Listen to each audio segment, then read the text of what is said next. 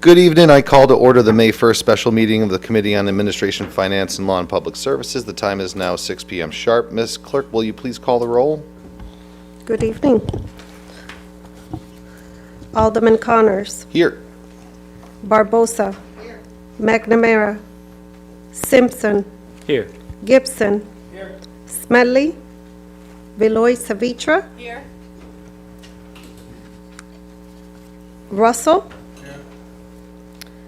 You have 5 in attendance, 3 absent. You have a quorum, sir. Thank you, Ms. Clerk. Sorry? There's more than 5 of us in attendance. Because Lori's seated as a voting member for, she's an alternative for John McNamara. So we've got, So do you want to make a correction? everybody here, actually, that's here tonight is a voting member. Yeah. Yes. So it's 1, 2, 3, 4, 5. We have 7 voting members here tonight. The chair recognizes Lori McAdam and Alderman Pabon as well as voting members tonight, I believe. And Alderman Russell as voting members. Thank you. So moving along, the first item on the agenda tonight is item number 36442-1, act upon a resolution regarding the general fund budget for fiscal year 24-25. May I have a motion? Mr. Chair, Alderwoman Boleyn I Saavedra. move with a neutral recommendation back to the council. I thank you. I have a motion from Alderwoman Boleyn Saavedra, seconded by Alderman Simpson. At this time, I will call up different departments to speak on the budget and to allow questions by council members for the departments. The first speaker is Justin Dorsey for the mayor's office. Thank you, Mr. Dorsey. Good evening, everyone. Thank you for having me. Justin Dorsey, Chief of Staff to the Mayor's Office. Mayor's Office is one of the smaller budgets in the City Hall. Aside from the Mayor's Office, we also act as the information center, the call center, the complaint center, the lost and found, and everything else that we have there. Currently, we have 5 full-time, including the mayor employees, and with a 6th part-time employee. The 6th part-time employee, Tina Santana, she's paid for out of the Director of Constituent Services line item, which why it shows vacant, so we save money on there. The reason being that Tina's personal life doesn't commit to full-time, so we save on the $40,000 that's budgeted in that line, and we save on insurance, so small in there.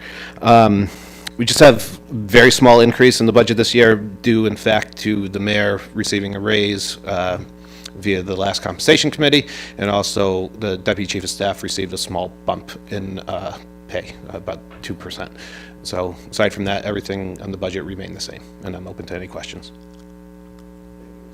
Thank you, Mr. Dorsey. Are any questions?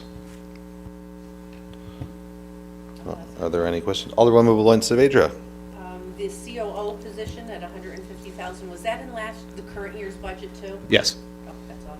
Yep. Thank you. Thank you. Any further questions? Seeing no questions, we will move on. Thank you, Mr. Dorsey. Thank you.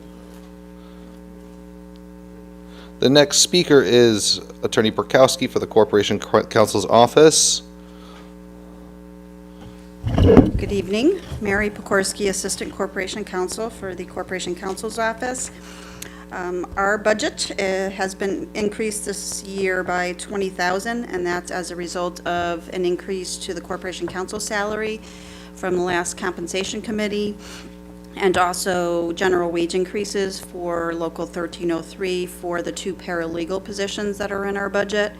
So our budget is for 5 employees, myself as Assistant Corporation Counsel, John Dyken is the city attorney, Tamika Morris is our paralegal, and that other paralegal position, we've been posting for it for the last 2 years. We recently posted, had interviews, and we did make a conditional offer. So we're going to be waiting for that individual just to do some of the requirements of that conditional offer, and hopefully we'll be starting soon. And then we have our corporation counsel. We basically are the legal department for the city. Can't even begin to tell you what we cover, but we handle all lawsuits filed against the city, any FOI requests we're involved in, any requests for opinions, reviewing ordinance changes. We attend the committee meetings and the council meetings, and other stuff, employment-related matters, negotiations with our collective bargaining units. So that is all handled by our office. Just to give you some background, I will be here 27 years in August. When I first started here, under Mayor Lucian Pavlak, there was 4 full-time attorneys, 1 corp counsel, and then we had 1 paralegal and 2 administrative assistants. And I can honestly say, each time someone left our office, we really looked at it and said, do we need to fill that position? And our current staff is reflective of that. We've always tried to keep our budget to a minimum, and most of our budget, again, is the salaries, and the other line items we try and keep flat. Thank you. Alderwoman Beboin-Saavedra? Good evening, Mary. Good evening. When you were talking about all the many things Corp Counsel does, and I think you guys are understaffed, and I said that to several other departments, for the load you carry and the responsibility with all the liability and the claims committee and different things like that, there's a lot going on in your office. Yes. Can you talk a little bit about the in-kind services you provide to the Board of Education? Yes, so the Board of Ed, there's a lot of contract review. They do forward to me their contracts, and I review those. Recently, we've had more requests for advice on certain things. A lot of their litigation is handled by outside attorneys, but they do occasionally consult us on that. And if they need assistance with anything, they certainly reach out to us as well.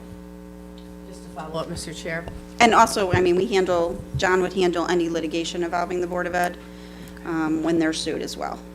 That's what I was going to say. When I was president of the Board of Education, you were often over there when there were claims against the BOE. Yes, that's making true. recommendations on claims. So I Yes. just wanted to make sure that the members of the council understand that your office also engages as in-kind services representing the Board of Education, outside Yes. of the specialty, because I know they contract with their own Right. outside attorneys as well. Yes, Thank that is true. You're welcome. Thank you, Mary. Alderman Pabon? Mary, I got a question for you. Claims, where's did that money come from? Is that, When we pay claims? Yeah. I believe, that's a question for John Perugini, but I believe there's a special- a claims fund in the general fund, or a line item where damages are paid for. Now, if it's a claim related to like a sewer backup, I think that comes out of the sewer fund. But if it's a fall down on a sidewalk, I believe John can answer that more so, but I believe there's a line item where that comes from. oh, okay, thank you. You're welcome. He's on the agenda tonight, Willie. Alderwoman Barbosa? With the vacant position under paralegal, what's your workload and how far behind are you on that workload with that missing individual? Well, I mean, there's times definitely when it's difficult. You know, we have a lot of FOI claims that are coming in, FOI requests, and our current paralegal handles that, and she does get backed up. We try and do the best that we can, and that position is really going to be helpful in helping us out with a little bit of the backlog, but we do the best we can with, you know, sometimes things have to wait, given other priorities, but we try and do, like I said, the best we can. And that position is intended to help out with the litigation for Attorney Dyken, because he handles all of the litigation for the city. And so that position is intended to help out and be support for him, because right now he does a lot of that stuff on his own. Thank you. Any other further questions? I suppose I would just have one. If the position of John Dyken weren't available or were, not to be filled, would outside counsel be required if there were to be some sort of influx of litigation, which Oh, could definitely. possibly be more expensive? Definitely. So it's, just as a fellow attorney, it's possibly a proactive measure, despite the fact that position might be, it's, as you said, it's being filled now, but that's support role. But thank Yeah, you. no, That you would be- definitely need outside counsel and that's a higher rate. I mean, if Right. you really take the Six- rate, an hourly rate for both John and I, it's, you're not gonna find that rate with any private attorney, so, and even with the contract negotiations, that's been done in-house since Mayor Tim Stewart, for the most part. Fire, sometimes we have outside counsel to help out with that, but those are huge savings when you have in-house counsel that are handling the lawsuits and that type of thing. Thank you. Thank you. All righty. Our next speaker is Linda Gard for the Human Resources Department. Good evening, Linda. Oh, just turn your mic on. Third button from the left with the little mouth. There you go. Good evening. So I'm Linda Gard, the Director of Human Resources. We are a very small office. We have actually 3.5 employees. We just hired a part-timer to help us 15 hours a week with the file maintenance. We have myself, Jarrell, who's the Human Rights and Opportunities Officer, and Tricia Haddad, who is the Benefits Administrator. The Human Resource Department handles about 579 full-time employees, plus all part-time and seasonal.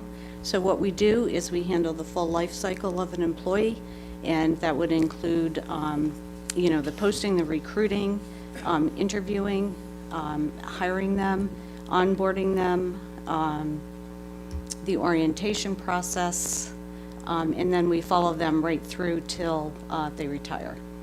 And it also includes retirement processing, any pay changes that they have during the year, open enrollment. We track hiring goals, monitoring affirmative action plans.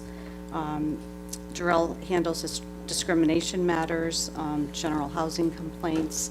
We assist the Corporation Council with the labor contracts. We're part of the grievance process in step 2, and we really just help out employees. Thank you. Alderwoman Boulain Saavedra. Linda, your department does an awful lot with very little people. And most of my colleagues have heard me say that to many of the departments that came up, but your department in particular, really that just 2 of you are totally devoted to the HR side, Jarrell being the HRO side. How were you able to manage when I think about that? Because there's constant vacancies, constant postings, constant testing. Fire and police testing are more complicated than some of the other testing that you do. How are you able to manage the workload in that office? We just manage. We just do what has to be done. Our budget is only increasing this year by 4%. And that basically is our vendors have increased costs for our physicals, our DOT drug testing, our psychological exams, and our exams for testing. So, and supplies and postage. So we just kind of get it done. And through you, Mr. Chair. I know it's Jarrell's side of the office, but how is the fair rent paid for? How are those, I was looking through the budget and I didn't see any line item, and maybe I missed it, for the operations of the Fair Rent Commission. Well, he does have just a few line items in his budget, like for supplies and postage, and everything else is with his salary. Okay, so that, because fair rent wasn't spelled out in the budget, at least that I didn't see. So I was curious about that. But, you explained it to me, because I called you and asked you about how the vacancies worked in the budget. And maybe you could talk a little bit about how, when the budget is first adopted, there could be 25 vacancies when the budget is first proposed, but by the time this council actually votes on it, you might have filled 75% of those vacancies, but the document will still show the Right. word vacant, even though we have a live body in that position. Can you Right. talk a little bit about that? Because you fill all year round. We do. So, in November and December, when we're planning our budget for the mayor, of course, we put in our vacancies. And we try very quickly, because the city is very short-staffed in every department, to fill those vacancies.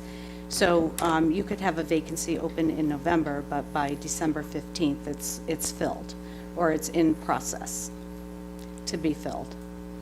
So we continuously hire police. We have a rolling application process.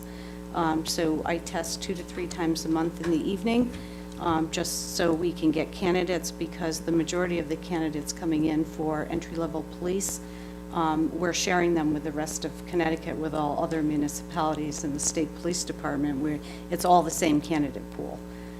So that's like a rolling process. Our fire promotionals, as soon as contractual, we have to do it within a specific amount of time. So those are done very quickly as well. Thank you. Yes. Thank you, Alderwoman Bolanza-Vader. Alderwoman Barbosa. I have a question. I reviewed the 2023 budget, and I saw a lot of the same vacancies that were vacant in 2023, still vacant in 2024. Okay, so, like, some of those, we can take the paralegal for instance. We went out in 2023, we posted for it, we did not find any appropriate candidates that would fit the position. So, we waited a few months, and then we posted again.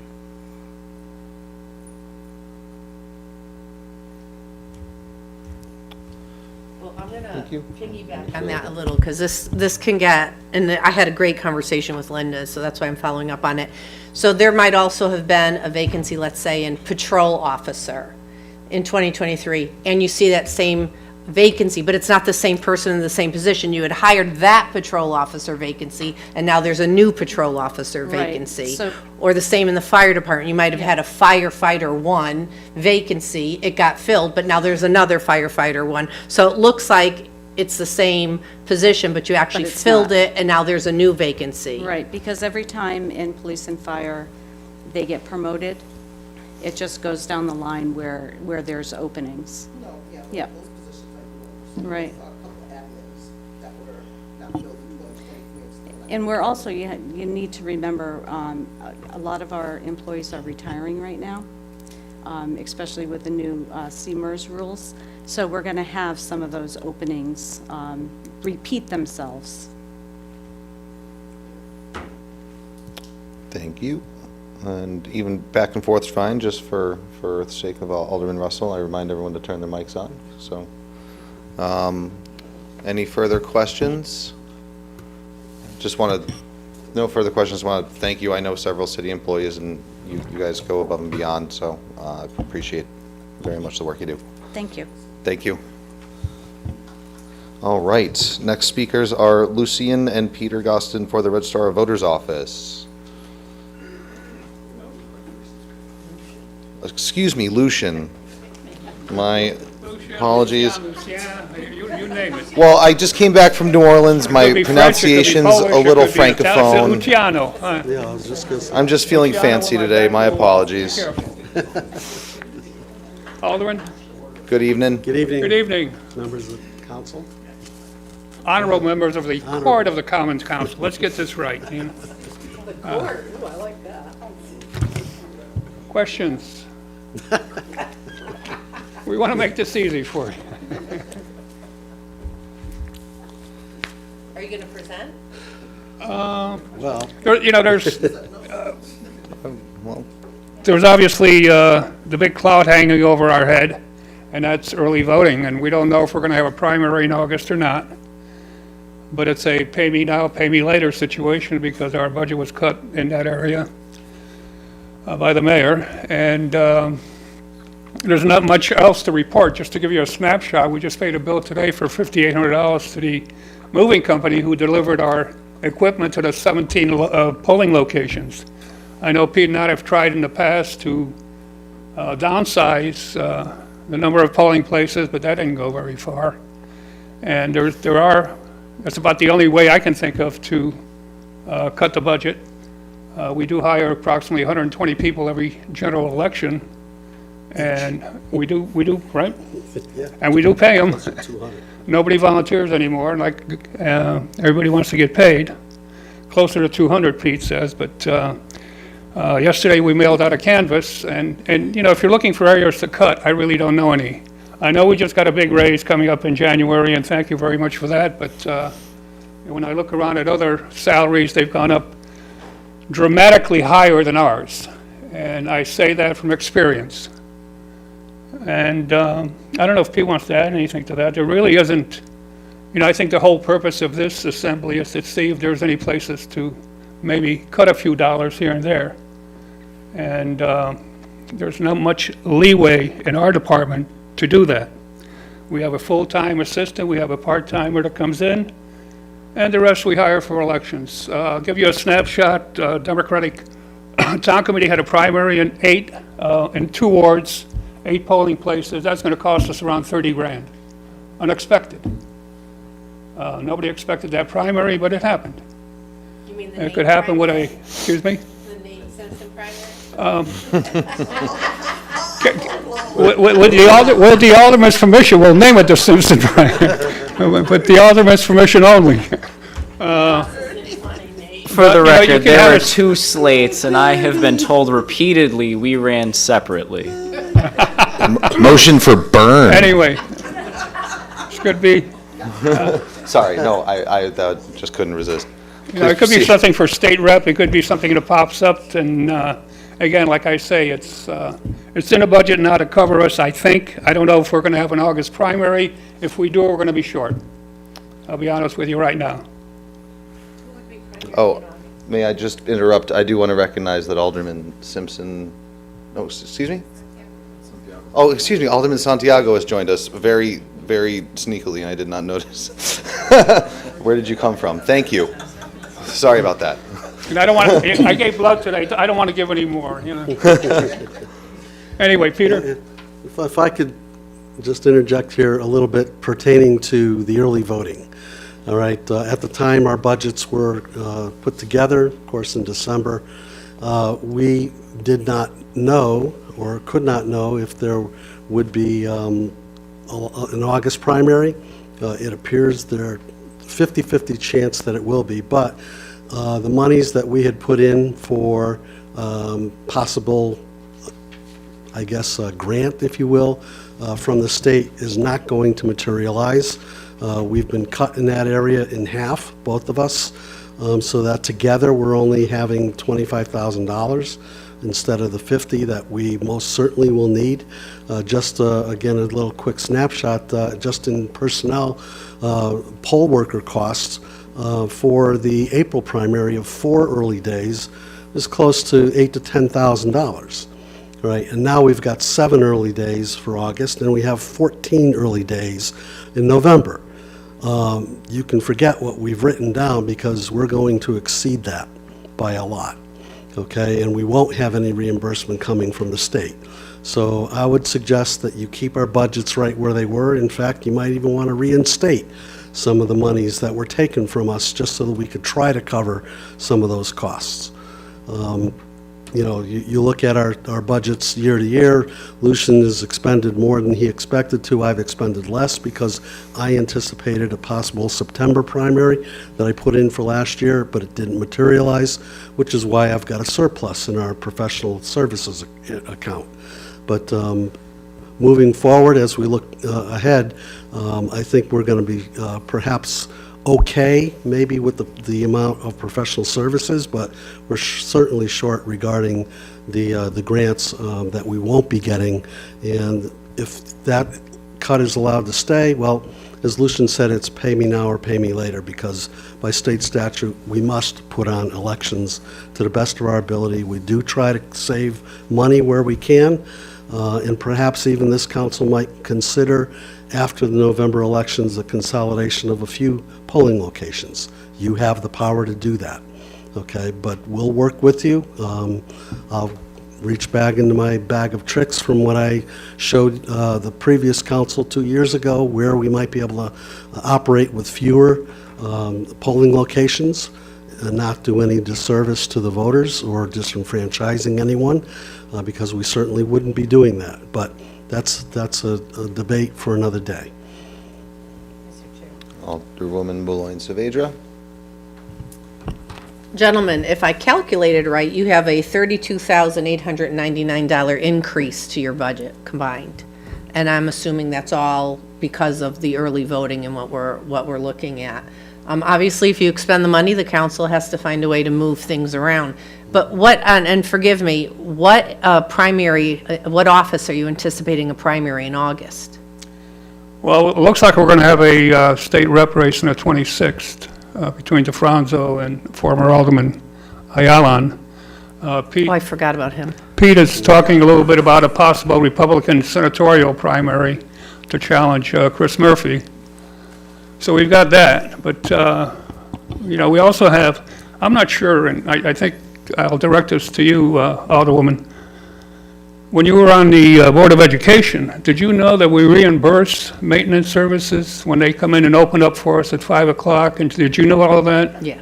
And did you know sometimes they make a mistake, sometimes they don't? But anyway, that's an issue for another day. Just to enlighten the council, again, it's not just the moving costs, $5,800, and now we're being asked by the quote-unquote principals on a premises to hire police officers to maintain the door locked because of the kids. So we kind of compromised, and we have to hire extra staff to sit by the door and open it for voters, which I think is, well. Anyway, I did get an opinion from one of the attorneys at Secretary of State, and obviously in our, and I think in everybody's mindset, kids come first, and it is something that maybe you don't know about. We actually have somebody sitting at the door, Gaffney School, opening the door. Are you a voter or are you not?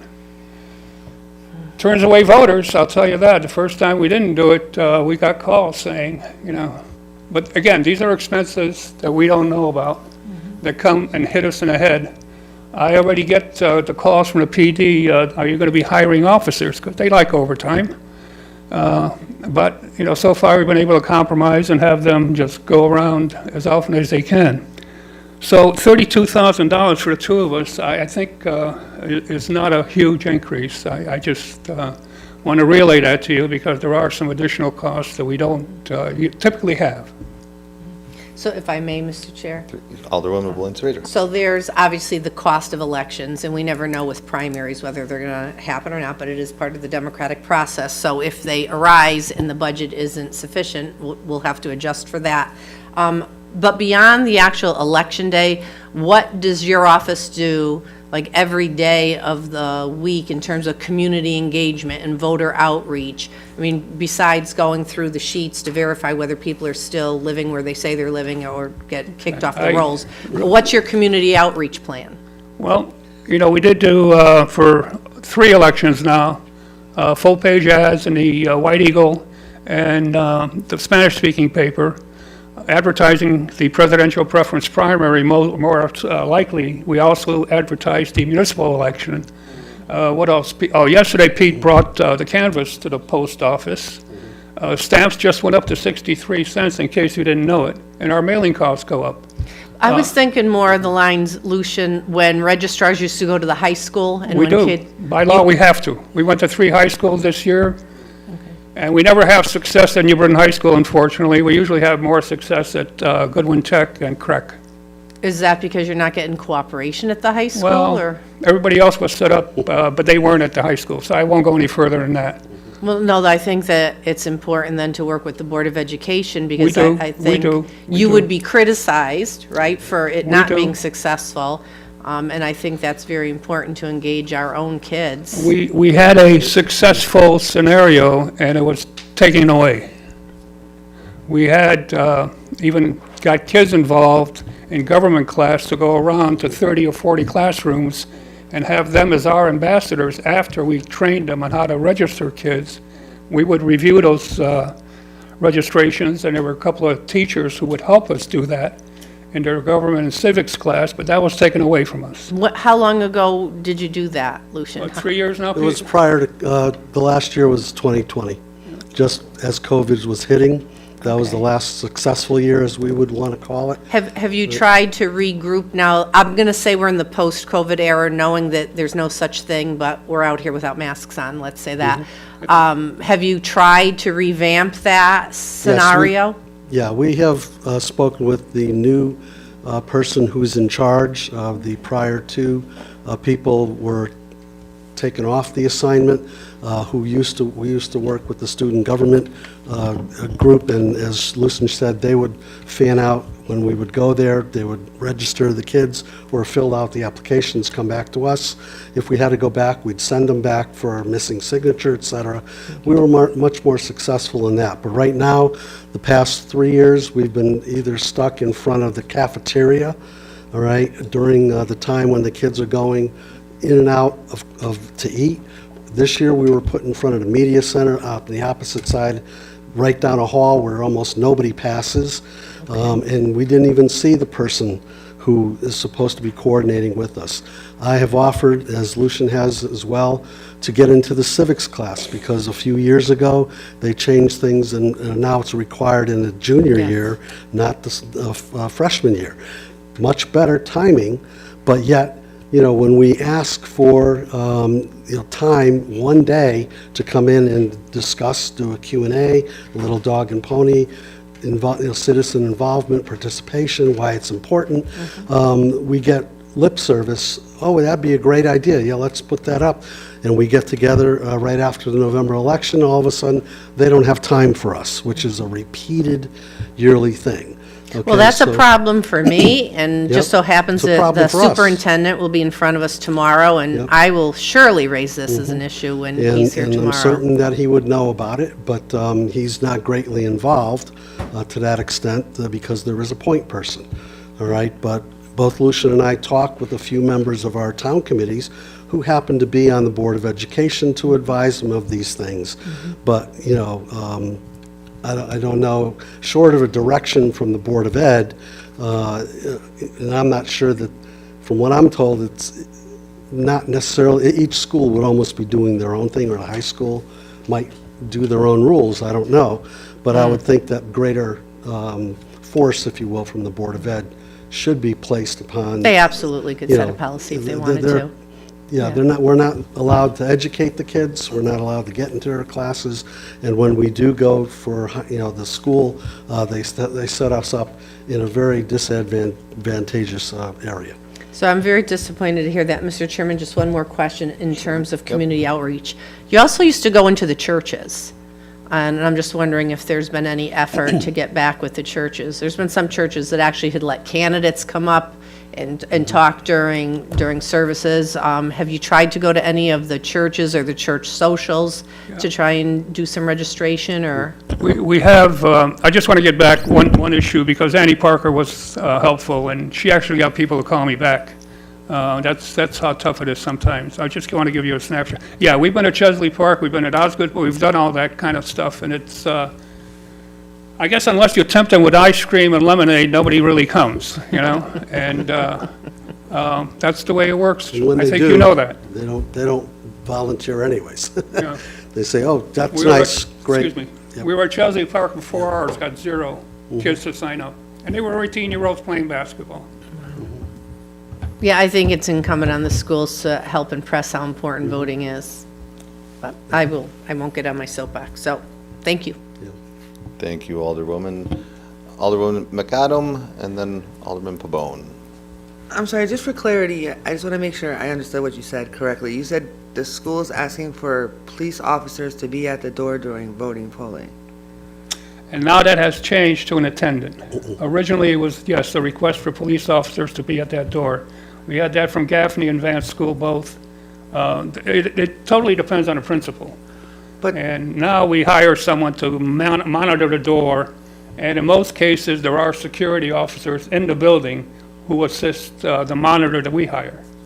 But the kids are off, correct? Oh, okay, yeah, we're talking about this latest, In April, they were in school. They were in Oh, school. okay, August, they'll be out of school. November, they'll be out of school. We also had a primary when they were in school. Okay, I'm Yeah, sorry, I last was September. confused. We had the Democratic Town Committee primary that they were in school. And given that this is a November election for president, that's when a lot more people do come out.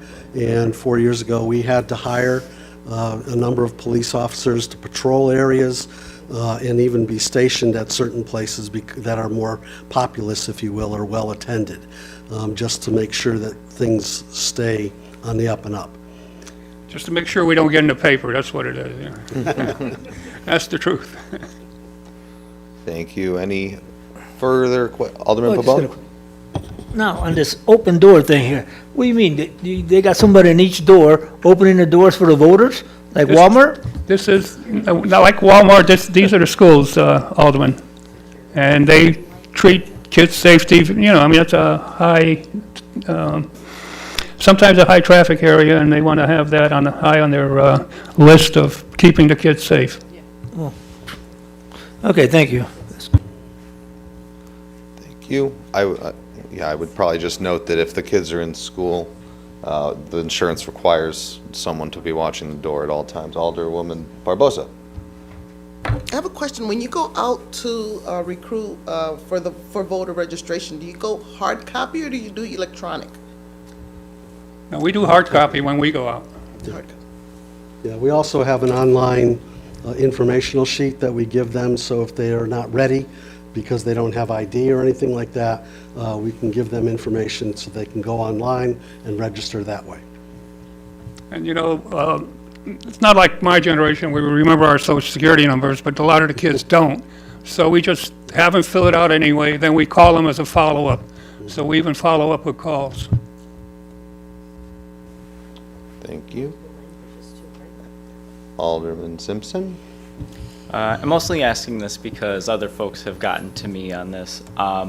What does your guys' process for maintaining voter rolls look like, and where can I sort of point to in this budget to say this is how this works? Mail costs. Go ahead, Yeah, Pete. it's basically, it's in the postage area, because we will send out a number of letters, just as, for instance, last week, we sent out 1,800 letters to, as a second part of our canvas. The first part, we send out about 800 letters, and that's to find people here, and then according to state law, if they don't reply, they get a second follow-up letter. All right, and those are first-class letters. We use bulk permits where we can. In fact, every time we send them out, but still it costs money. And if nothing happens, what you'll see in about another month is the reduction in the total number of voters, because due to the fact if they don't get back to us by state law, and because of the system that we use, a statewide database and the program, they will automatically be moved from an active to an inactive status. And my guess is out of that nearly 2,000 people or so, we're probably going to see a reduction of anywhere from 1,200 to 1,500 more people going off the rolls, if you will, but they're still, they can be reactivated, put it that way. And they can stay that way for 4 years if there's no movement. Thank you. And what's the qualifier to be classified as an inactive voter? Well, pretty much every year we will get a what's called an NCOA list, which is a comparative list between what the post office has for voter addresses and what the state system that we monitor has. And if there's differences, it comes out as an exception report, and those are the folks that we have to go after, okay, to find their true address. So we mail them a first-round letter if they're in town, and if they don't reply to that, we send up a second letter to them, notifying them in bold red lettering that their right to vote may be jeopardized if they don't, get back to us. I mean, it's not that strong a wording, but still, there's something they need to pay attention to. And if we don't hear from them then, that's when they get removed or moved from an active to an inactive status. But that list is what we go by, and every other year, after a state or federal election, as this one will be, so next year, we will include all the voters who have not voted in the last 4 years. We need to make sure that we capture the most recent 2 federal elections. That's a state and federal requirement. And we also add in 2 municipals just to make sure. So we will have a 4-year look back, and if no one has voted in that time, we will send them letters too. Okay, and that's where a good many will come off the active list into inactive. Okay. Just for your benefit, if anybody is inactive and they show up at the polls, they can get reactivated, because we do send an inactive list to the polls along with the active list. So if they show up, show an ID, and nothing has changed. If something has changed, they can call our office. But you can get reactivated if you go to vote that day. Absolutely. Thank you, and sorry, just one more. Speaking of Democratic primaries and my cause for them, another way to reactivate voters is to have them sign a petition, correct? Correct. Thank you. Well done, Alderman Simpson. Alderwoman Barbosa. I have a question based on the Social Security issue. Knowing that our children nowadays are well informed, over social media and all of that importance, and there's a lot of breaches due to social security numbers being attacked and stolen. Can that be part of the apprehension, that the younger kids are not signing up? Or is No. there a possibility of going another way around besides using the social security numbers? Oh, absolutely. We even take their student IDs if they have it. We take a driver's license. We take any recent mailing, let's say utility bill that's not more than a month old. We take all that stuff. So there's quite a bit that we take besides the social security number. Yeah, I can tell you that it's very easy to register to vote. It's a lot harder to go out there and vote every time. You know, our percentages are real low, and I think for president, we may hit 65. For legislative bodies like yours and the mayor's office, I think we hit 27 last year, Yep. percentage-wise, I mean. And you'll find that that group of kids is not voting. And by the way, the system is monitored not only by the state, it's a state-run system that they're improving on now. And it's a good system, but they're trying to improve it for a variety of reasons, including what you mentioned, maybe possible hacking.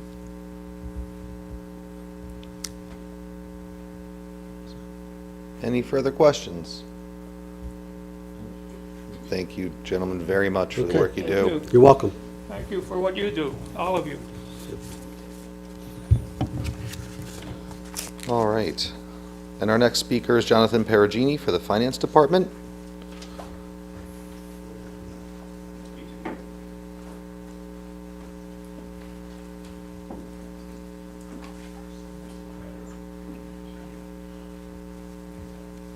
Hello, everyone. Evening.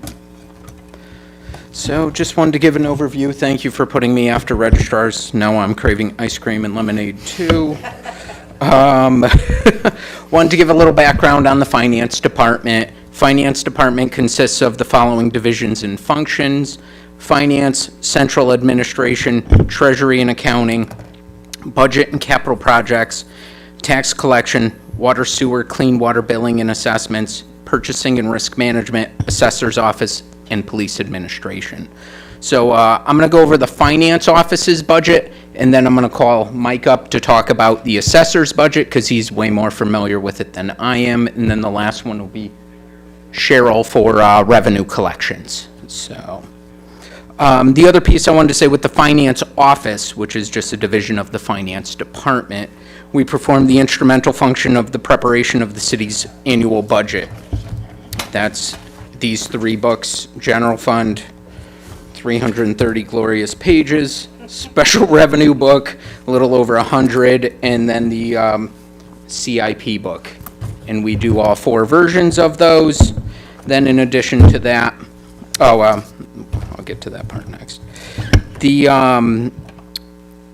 We're instrumental in the function of preparing the city's annual budget. Budgetary requests of city agencies and activities are all compiled to the Finance Department from each individualized department. The information is reviewed with the express purpose of recommended to the Board of Finance the monies felt necessary for the upcoming fiscal year. The Finance Division processes all expenditures and payrolls for each fund budgeting, coordinates data processing activities, and provides technical assistance to all other city departments and agencies. And the other big things that we're responsible for besides the budget are the audit, which is another big page, big book, official statements when we go out for bonds or bond anticipation notes. The other one everyone's familiar with is payroll. And the next big one would be accounts payable for vendors who want to get paid. So payrolls for employees who want to get paid. We handle also the banking and the accounts receivable piece.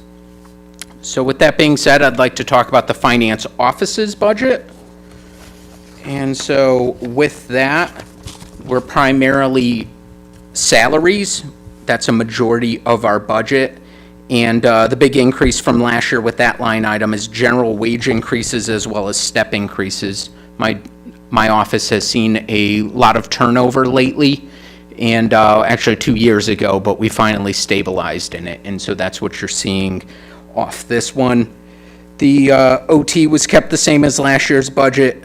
Longevity went down because when you have new staff, and the newer contracts don't have longevity written into it. Anyone hired after new contract date no longer gets longevity, so that's the drop in that line. Part-time salaries was kept the same as last year. Telecommunications, same as last year. There is a decrease in the rentals. We looked back on how it was budgeted last year, and when we calced it for this year, it was a decrease in it off the copier, the monthly fees. So we dropped it accordingly. Advertising, slight increase in order to do advertising with the newspapers, whether Herald or Current, and we're moving towards the Current because of posting legal notices. Departments were having issues with the Herald, so that's also part of the slight increase on that one. But then the final items, postage, office supplies, operating, and dues, fees, membership are all kept the same. So, with that being said, I'd like to turn it over to Mike for assessors, for him to go over his budget, and then Cheryl, and then if you guys have questions, or do you want to ask questions now to me off that? Your plan sounds as good as any, so we'll have So everyone I'll have speak Mike, first. and then we can all answer questions and hop in. That's what we did last night, too. Great minds. Hi, everyone. I'm Mike Koenig, City Assessor. The Assessor's Office is responsible for the annual making of the grand list each year. We have a $3.9 billion net grand list as of October 1st of '23. We assess approximately 17,000 parcels of real estate, 46,000 motor vehicles, 10,000 motor vehicles on our supplemental list, and about 2,000 accounts on our personal property list. So we're quite busy. Our proposed budget this year is about a 4% increase from last year. It's mostly contractual due to general wage increases. The 85% of our overall budget is salaries. Other highlights within our budget include the data processing. Data processing involves our office paying for certain things, just like having our grand list. We have to have our grand list printed and bound. We also, if many of you might know, Vision Appraisal. We use Vision Appraisal software, so we do pay for the software maintenance and support and the web support agreements for that. So that people want to look up information on properties, ownership, sales, all that type of information, that's online. And we also have the GIS system that we manage with the Public Works Engineering Office, so you can see mapping of properties. Other items within the budget as well, we have a professional services line item, and we kept it the same from last year at $75,000. That's really helping us litigate any kind of property tax appeals that aren't resolved at the Board of Assessment Appeals and go to court. In court, at Superior Court, we're often required to have an expert to testify for our valuations, and often provide appraisal reports and such to justify our valuations. We also are responsible for in technical publications. We had quite a little bit of it. Well, we had quite an increase. It's not a large line item, but every year we have to value vehicles using the NADA guides, and that's required by under law. Office of Policy and Management directs assessors every year as to what kind of valuation guides we are to use, and on the state and assessors have to utilize this guidebook, and the cost is basically put upon us by NADA through the state of Connecticut based on how many vehicles we have on our list as a percentage of the overall cost to all the vehicles in the state of Connecticut. So, and unfortunately, J.D. Power bought them out, and the costs just keep rising year over year now. Ever since that happened, there may be a change to that. We'll see what's going on with this year's legislature, but those are essentially the highlights I have for our office's budget, but again, be happy to answer any other questions later. Thank you. Okay. We'll keep going with speakers. Good evening. Is there any questions off the bat that you might have about the budget, or you just want to hear my overview? We'll just go for your overview first. Okay. The office I oversee right now is the tax, water and sewer, and clean water fund billing and collection. Twice a year, we send out bills for taxes. That's in July for real estate, personal property, and motor vehicle. Basically, all the assets that Mike alluded to, the real estate, the personal property for businesses, the cars. And in January, we send out supplemental motor vehicles. Those were cars that were registered after October 1st and before, at the end of September 30. They get a prorated bill every January. In between those billing cycles for taxes, we advise people through delinquent statements, calls about renewing a registration, clearing them with DMV. We offer a service of real-time clearances. A lot of cities and towns don't do that. If you pay in the office, you need to be released with motor vehicle. They sometimes do it once a week, twice a week. We do offer service, except for July and January when it's really busy. We don't do real-time, but it's very functional system they have now at DMV. We go right on, we clear them, they move along. We deal with a collection agency called TaxServe. It's no cost to the city. If someone is a year past due on their car taxes, or now we're using them for water and sewer as well, we place them with TaxServe. They send out mailings, they do phone calls, they bring the money in, and then they send the money to us. They're based in Connecticut, which is good, so they know Connecticut laws. For the water and sewer piece, we used to bill 6 cycles twice a year. We now bill 2 cycles, 2 cycles. We're quarterly billing now, I'm sorry, it's a little confusing. So that definitely keeps us busy when we're not billing for taxes. Water, sewer, clean water fund is a very interesting system to get your head around. It's not as straightforward as taxes, so you have to be very intuitive when it comes to explaining a bill to a customer. They often call in. The reason we switch to quarterly is because we can identify a problem sooner than later. Like if you have a running toilet or your consumption goes up, now you know sooner. We can discuss it with you or advise them to go to the board. We give them tools on how to figure it out by themselves, whether or not they have to hire someone, a private plumber to fix it, or whether or not the city can fix it. We have an online payment site. We now both do water, sewer, and tax. If a customer's having a problem with that, we'll guide them through it. We'll help them with that. We work with that vendor. Basically, overall, cost-wise, I think salaries is pretty much our biggest cost. Prices are going up with postage. Prices are going up with paper. That all affects our delinquent mailings, our tax bill mailings, our water bill mailings. And I think that's it.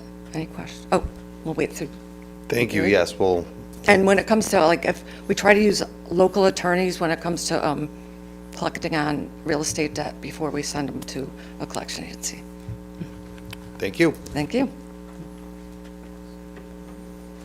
All right. I guess we will move on to the questions part. Yeah, do you guys have any questions?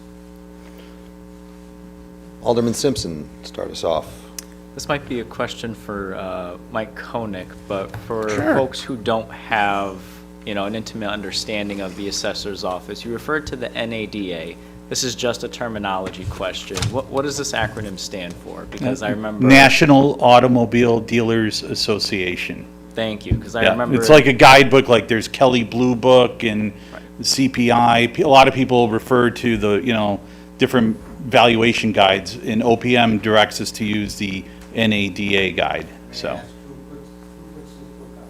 Well, it's the National Automobile Dealers Association guidebook, and they're owned by J.D. Power, but they put out, they put out again. revisions. You could go online and look at values. We're required to use the October 1st values under law because that's the grand list date. But you could get revisions on a daily basis. They actually print a guide every quarter, so. Still Alderman Simpson, still your question. I'm all set. I was only asking because in my experience on the Board of Assessment Appeals, we would have folks come in all the time with something like the Kelly Blue Book, but unfortunately, and with Alderman Russell actually, people would come in all the time citing the Kelly Blue Book when the city does not use that. So I want to make this public education announcement, I guess. Okay. Thank you, Alderman Simpson. Alderman Russell, anything else? Nope. Alderman Santiago. Through you, Chair. A couple questions, per Jeannie.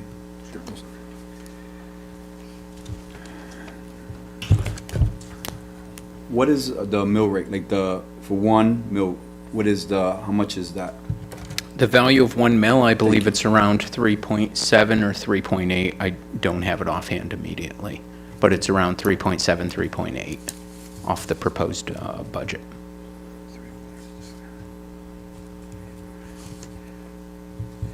So from in total, the whole finance budget, since you're saying your department deal with the city budget, what is the 1.31 that they're saying that's going to be a hike? What is that in total? What is the 1.3? Yes. Okay, 1 second, I'm getting my calculator. I didn't bring it up here. 1 sec. Can you repeat the question so I understand the answer?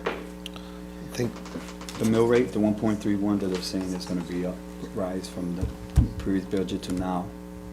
I'm asking what's that in total? What is that value? Yes. Okay, say that again. Again, the question was the proposed mill rate, looking for the monetary value of what that increase would be. So the 1.31, that's where they're accumulating from the mill rate, from what it is to 38 point something to 39. Okay, but I gave you the value of a mil. 1 mil is including real estate, personal property, and motor vehicle. But if you're doing that increase of the 1.3, you can only take the real estate and the personal property because there's a cap on the motor vehicle. So I couldn't give that on the fly because I can tell you right now it's not going to be correct. Okay. Because I don't know the full breakout. But if you'd like it, I can give you that number. But I won't have it here tomorrow. If you want, I'll bring it and tell you. That's fine. Since I'm here. Appreciate it. Yeah. The other, through you, the Chair? Yes. How many longevity employees are in the city? How many longevity employees in the city? I'd have to count them off the personnel schedules. I don't know that offhand.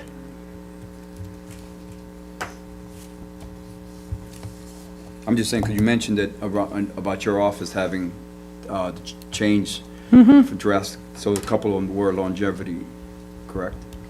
Yeah, so all the newer contracts don't have that clause in it. All of the newer ratified contracts say, as of this ratification date, any new hires no longer have longevity, so. So from, when was that passed, or the policy? Each union gets settled at a different time. I want to say around 2018 on is usually when I believe the language first got introduced in it. So you want longevity employees, the total number? Yes, please. And I'll get that for tomorrow night's meeting. Appreciate it, thank you. The second one was the increase in the mill. Correct, the total.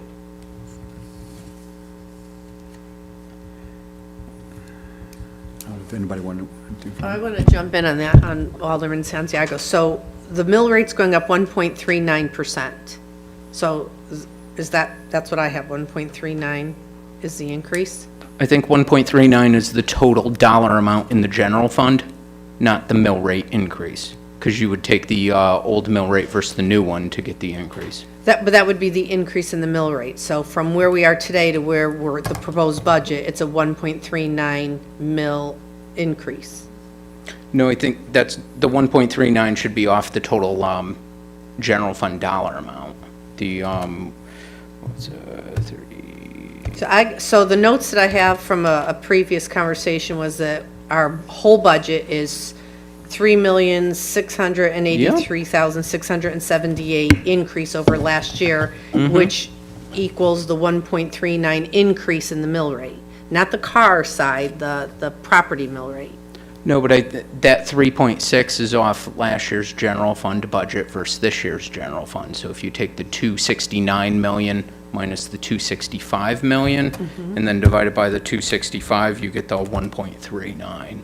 Right, so, but I think what Alderman Santiago's asking is right, so what's the value of is it- that one, so that's more than a mill, but if you extrapolate it out, what's the value of that 1 mill based on the $3,683,000 increase over last year?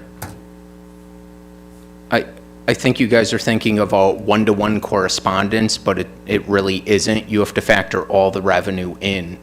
So it's not, you can't take the, No, you're right. That's what I'm asking. I'm asking for what you're talking about. What she's saying as in total, as in the budget from, if you take a comparison of the budget from last year. Yep. And that's where she's getting the one. We're talking about the mill, as in your proposed, as the increase on the mill rate itself. yep. You're saying the difference between last year's budget. Correct. With the mill rate, I'm drawing a blank, I think the car 38.28. tax is taken off because there's a cap on it. Yes, there's a cap at the 32.46, so we Yes. have to do a separate calc for that. Thanks. So, yeah, you want the difference for the two new mill rates, the, Yes, and the dollar amount associated with it. correct. Okay. So what I'm asking, so I'm confused, I'm glad you and him know what you're talking about, because I have no idea what he's asking you, but I'm glad you know what he's asking me. I want to know what 1 mill equals, so that we got to the mill rate that we're having, right? We have this new mill rate to get to the bottom line. Within our new mill rate, what does 1 mill equal? Yes, okay, I will get that for tomorrow's Okay, meeting, thank you. because I don't want to give wrong information No, on no, the I fly don't need with it stuff tonight, like but that. I you know. Tomorrow I will can't have wait to that. hear your answer to Alderman Santiago, because once you answer it, maybe I'll understand what he asked, but I don't know. Any further questions? I do have a question, but Oh. there was just inquiry to Mike Cronin. You mentioned the two, the property appraisal and GSI, they're both on the website. Would you find that? And is that public information, or is that just? Yeah, the website to see VGSI, or Vision Government Solutions, we have a link right on the assessor's page on the city's website. So if you go into the assessor's page on the city's website and you go into real estate, there will be a link right there for it. Also, you could go on to VGSI.com, and you'd have to just choose Connecticut and then New Britain, and you'd just be able to go in and look up any kind of parcel. And also, there's a GIS component, so you could see electronic mapping.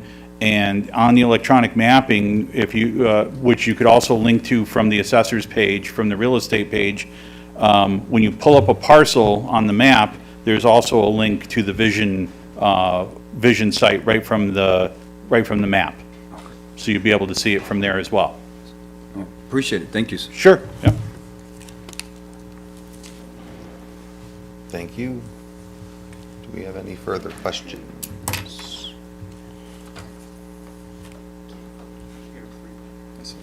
All right. Seeing no further discussion, the motion is to refer with a neutral recommendation.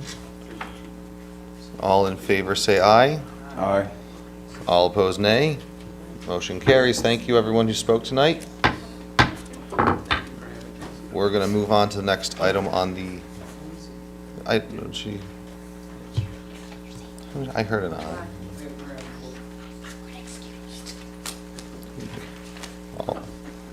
Should we try the all in favor again with?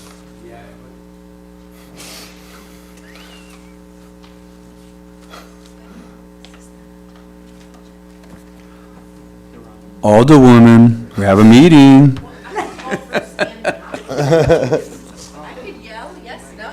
I mean, I thought I heard a yes, but we'll just try, we'll try once more. So seeing no further discussion, the motion's to refer with a neutral recommendation. All in favor say aye. Aye. All opposed, nay. Thank you again. The motion carries. Next item on our agenda is 36443-1. Point Oh, of thank you. order. Do you not have a meeting tomorrow night? On that item, no? We're doing the same vote every single night. Yeah, but it's the committee, separate it's the same parts. committee tomorrow night. In the past, it used to be. And if you're 3 referring it committees. back, how's that going to be on tomorrow night's agenda? So you can't refer. So do we table it then? Yes. So the motion has to be to table because. Well, and you're going to have to reconsider. Okay. Okay? Okay, so thank you for. Am I bringing correct on that? up. I Okay. withdraw my motion to refer to the council with a neutral recommendation, Mike, right? just repeat with the mic. No, I think you keep that and then we just vote to table. We keep that original motion and now Yes. just vote to table. Sure. So I have a Yeah. motion to table. So moved. There you go. Seconded, all in favor, say aye. Aye. Aye, all opposed. Thank you. All right, that motion is tabled. Thank you, Mary. We would have totally blown that one, right? Many benefits of having in-house counsel, right? Item 36443-1, to act upon a resolution regarding the special revenue funds and enterprise funds budget for fiscal year 24-25. May I have a motion? Mr. Chair. Alderman Santiago. I'll make a motion to accept and refer to the full council with a neutral recommendation. I have Second. seconded by Alderwoman Beloin Saavedra. Any discussion? This also needs to be tabled? Correct. I think they all are. I think every agenda is the same. I mean, it doesn't hurt, you're going to be here tomorrow night, so it doesn't hurt to table them tomorrow night. Sounds like reasonable So counsel. I make a motion to table. I have a Second. motion to table, seconded. All in favor, aye. Aye. All opposed, nay. All right. Third and final item on the agenda is 36444-1. Act upon resolution regarding the appropriation for capital improvement 24-25. May I have a motion? Move with a neutral recommendation. We were going to do that first and then table, I think. I have a motion to move with a neutral recommendation from Alderwoman Beloin Saavedra, Second. seconded by Alderwoman McAdam. Mr. Chairman, I have a motion to table this item. Second. Motion seconded by, and all in favor, aye. Aye. All opposed, nay. Motion to adjourn, seconded, all right. Seconded, wow. Aye. Having adjourned, the meeting is adjourned at 7:07 PM. Thank you, everyone, very much. We'll see you tomorrow.